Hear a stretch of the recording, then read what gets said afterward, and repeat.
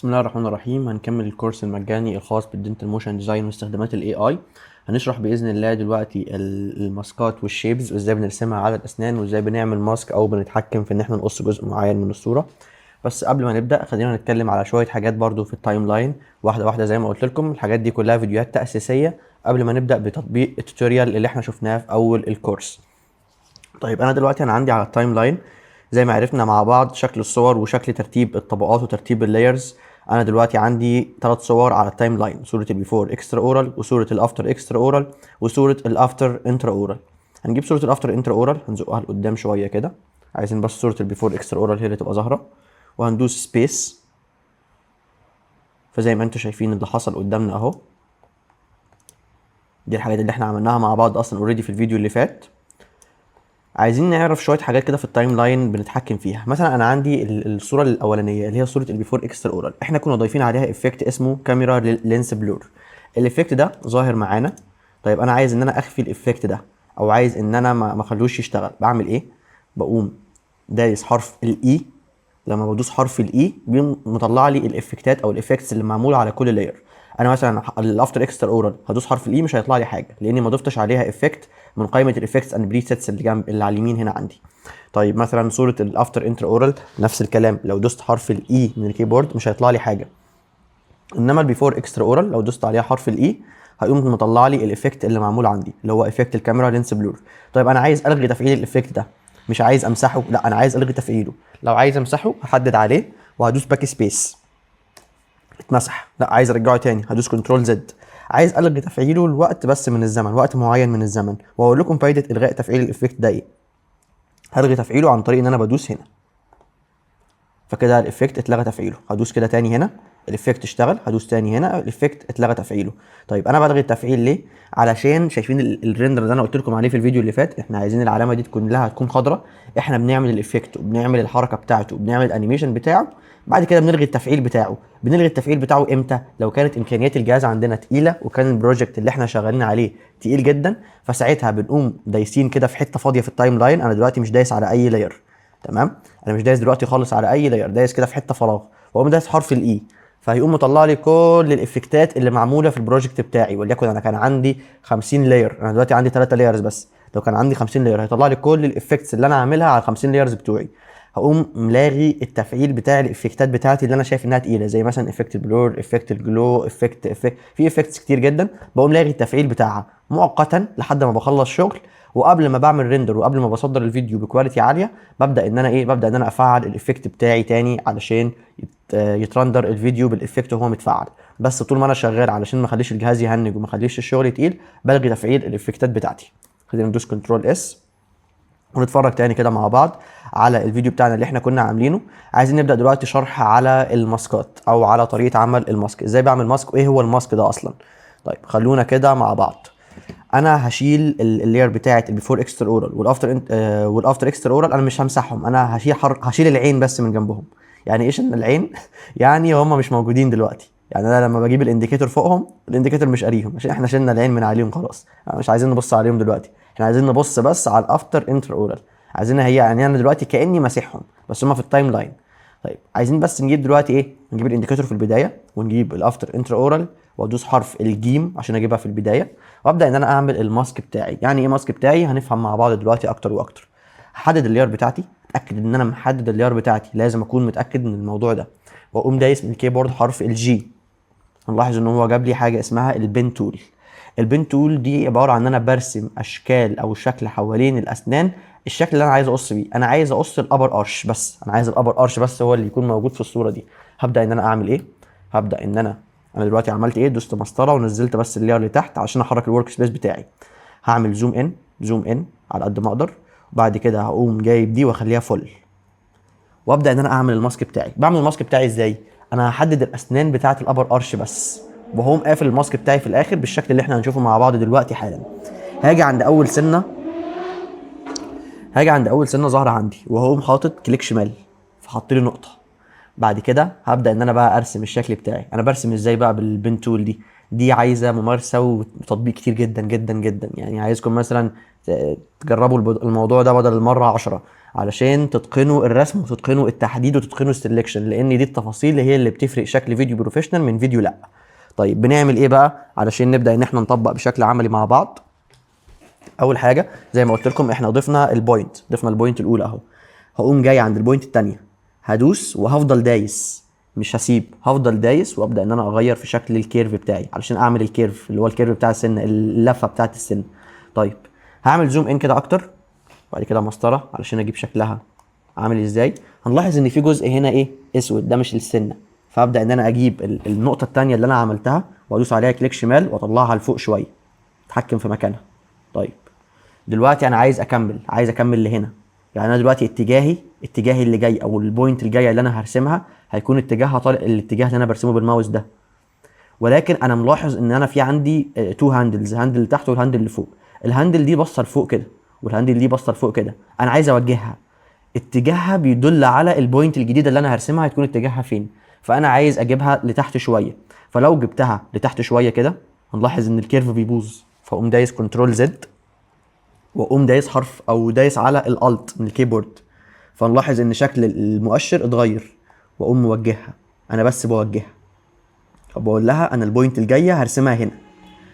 تمام انا كده وجهتها، فاقوم جاي البوينت الثانيه اقوم راسمها هنا وهدوس وهسحب عشان يعمل لي الكيرف بتاعي. وبعد كده البوينت الجايه هحطها هنا من غير ما اسحب، مش محتاج بقى كيرف في الحته دي. بعد كده انا عايز اطلع لفوق، انا دلوقتي مفيش عندي انديكيتور، فعادي اقدر اروح لاي ناحيه، لو رحت هنا هيشتغل معايا، لو رحت هنا هيشتغل معايا، لو رحت هنا هيشتغل معايا، بما ان ما عنديش هاندلز لفوق ولتحت. طيب انا عايز بقى اطلع لفوق، فاطلع لهنا فيقوم عامل لي خط مستقيم كده، لا انا عايز الخط ده يكون فيه كيرف، فاقوم دايس كنترول زد وهدوس هنا وهفضل دايس بالماوس وهسحب لفوق. فلما سحبت لفوق الكيرف اترسم معايا لورا الشكل اللي انتوا شايفينه ده. طبعا زي ما قلت لكم الموضوع عايز ممارسه وتطبيق كتير جدا، اول مرتين ثلاثه 10 هيكون الرسم مش حلو وهيكون الموضوع بالنسبه لكم معقد جدا جدا، وده اللي حصل مع الكل وهو بيتعلم البين تول. لكن بعد كده الموضوع بسيط جدا، تبدا ان انت ترسم وتظبط الانديكيتور بتاعك بيبص فين وترسم الماسك بتاعك. طيب هكمل بقى باقي الاسنان بنفس الطريقه، هغير الانديكيتور اخليه يبص لهنا وهرسمها كلها معاكم دلوقتي، مش هسرع الفيديو ولا حاجه. وابدا ان انا احط النقط بتاعتي، النقطه الجايه عايزها هنا، وابدا اظبط الكيرف بتاعي. وانا بقى بظبط الكيرف بتاعي بسحب الورك سبيس عن طريق ان انا بدوس مسطره بالكيبورد بحرك بس الورك سبيس بتاعي. هكمل البوينت بتاعتي هنا واظبط الكيرف، بعد كده بوينت جايه هنا واسحب وادوس واسحب واظبط الكيرف. البوينت الجايه هنا بس اقف، البوينت الجايه هتكون كده وبتلف. طيب مكانها مثلا مش عاجبني قوي، شايف ان الحته دي ما كانش المفروض تيجي في السلكشن بتاعي، فاقوم مدخلها لجوه شويه كده زي ما انتم شايفين علشان نحدد الاسنان. بس نطلع لفوق شويه ونحدد، بعد كده الكيرف الصغير ده نقوم عاملينه. شايفين كل التفاصيل، انا براعي ان انا برسم كل التفاصيل في الشيب بتاعي في السلكشن بتاعتي، وابدا ان انا اعمل الكيرف بتاعي. طيب دلوقتي انا عامل زوم ان ولون الماسك فاتح ولون الاسنان فاتح، فانا عيني وجعتني مش قادر ان انا اكمل كده، هعمل ايه؟ هقوم نازل عند اللاير بتاعتي، هعمل سلكشن عليها وادوس ام من الكيبورد فيفتح لي الماسك. اجي هنا واقوم دايس كليك يمين عند اللون ده، اقوم دايس كليك يمين، اقوم مختار بقى من البتاع ده لون غامق، انا عايز لون غامق شويه، بس كده خلالي اللون غامق الدنيا بقت اوضح. طيب عايز ارجع اكمل رسم، هكمل رسم ازاي؟ فين اخر بوينت؟ دي اخر بوينت، هختار البين تول، اهم حاجه اختار البين تول واروح عند اخر بوينت وادوس عليها كليك شمال واحده، هيرجع لي الشكل بتاعي الانديكيتور بتاعي اهو. هبدا اكمل الرسم بتاعي على الاسنان الابر بس، انا عمال اكمل واسحب، بدوس وبسحب، بدوس وبسحب والف عشان اعمل الكيرف، ادوس واسحب والف عشان اعمل الكيرف، وهكذا. الموضوع ده انا مش هقدر ان انا اشرحه لكم انا بعمل ايه بالظبط، على قد ما هيبان معاكم بالتطبيق.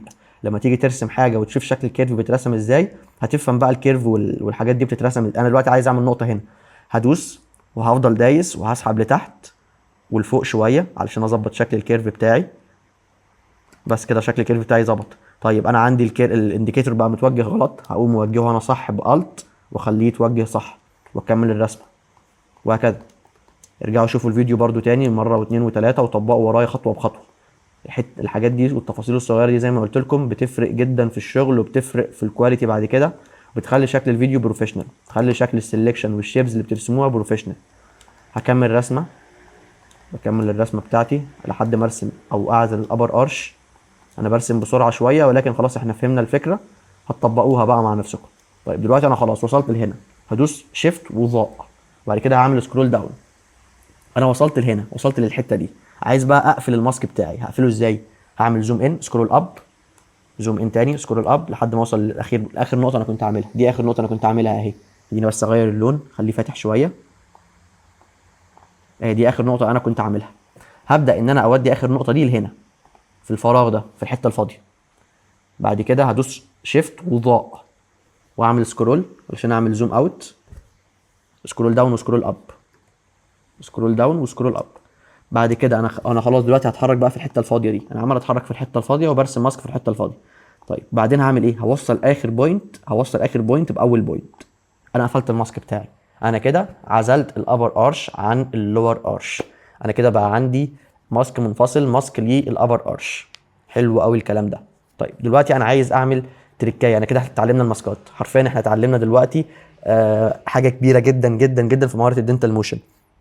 انا لو عايز مثلا اعمل عزل لسنه معينه، هبدا ان انا اعمل ماسك على السنه المعينه دي، وابدا ان انا احرك السنه المعينه دي. السنه المعينه دي هتكون بالنسبه لي لاير منفصل.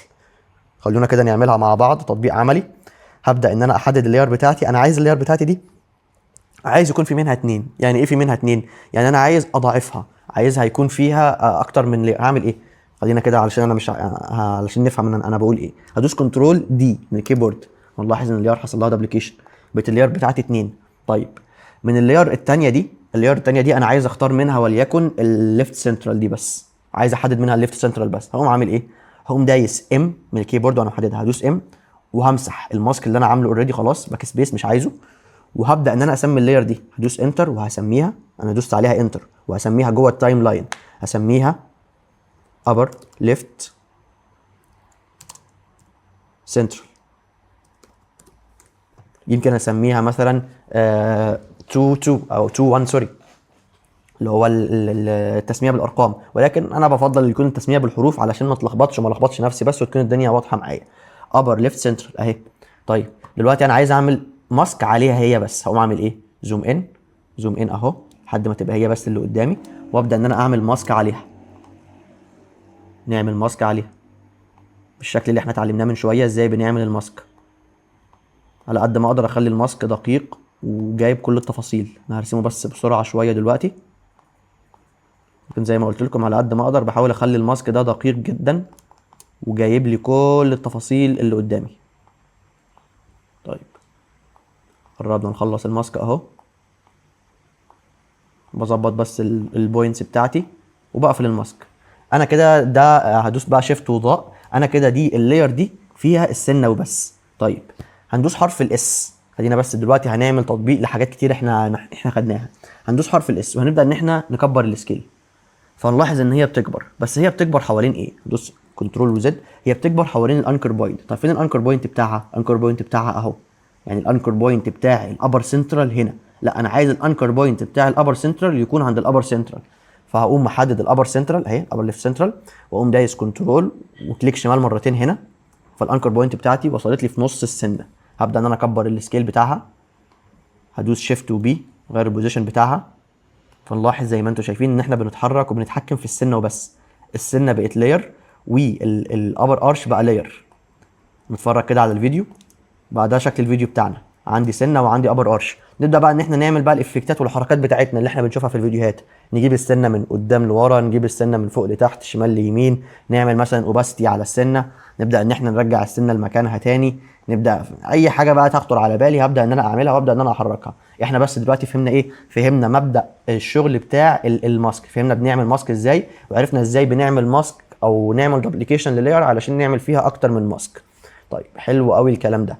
احنا كده خلصنا شرح الماسكات بشكل مبسط وبشكل عملي وتطبيقي سريع. باذن الله في الفيديو اللي جاي هبدا اشرح الشيبز اللي بتترسم حوالين الاسنان، ازاي بنرسم الشيبز وبنتحرك فيها، وايه هي الشيبز اللي احنا بنرسمها وبنعتمد عليها. ده باذن الله هشرحه في الفيديو اللي جاي، فخليكم متابعين عشان يوصل لكم كل جديد.